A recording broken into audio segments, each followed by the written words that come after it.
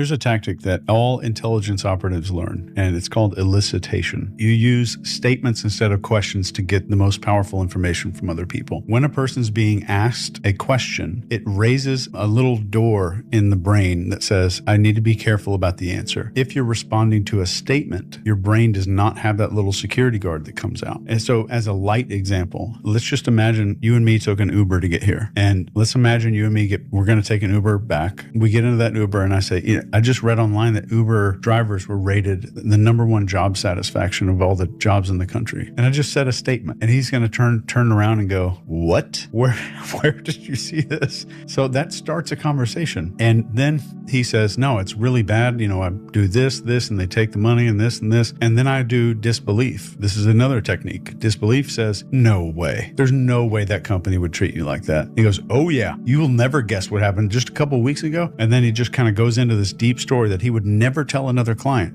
Who does he tell these stories to?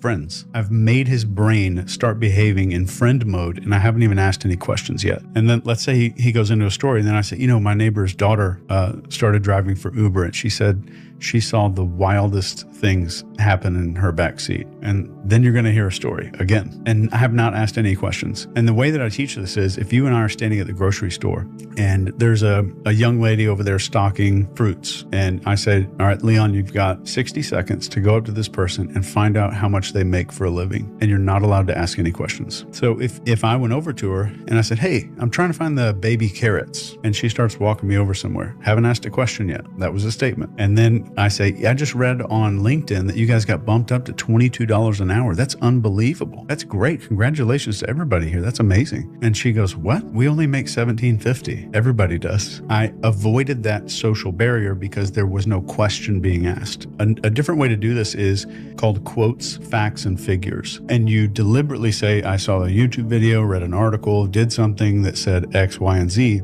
and it triggers a need in the human brain that's almost irresistible. And it's called the need to correct the record. And the next way we do this is just making what's called a provocative statement. So let's say I asked you what you do for a living and you say, well, I make YouTube videos. Now I'm starting this new podcast thing and it's been interesting. It's been a good career change. And I say, wow, YouTube, that has got to be challenging. And then it starts coming out. It's like people can't resist. And then let's say you said, well, yeah, it's challenging. We did this, and monetizing and YouTube language and whatever else. And I said, I cannot imagine what that is. That's got to be really stressful. It's got probably keeps you up at night. And then when I'm editing videos and then let's say you just talked about editing a video and I said editing videos and then you would keep talking.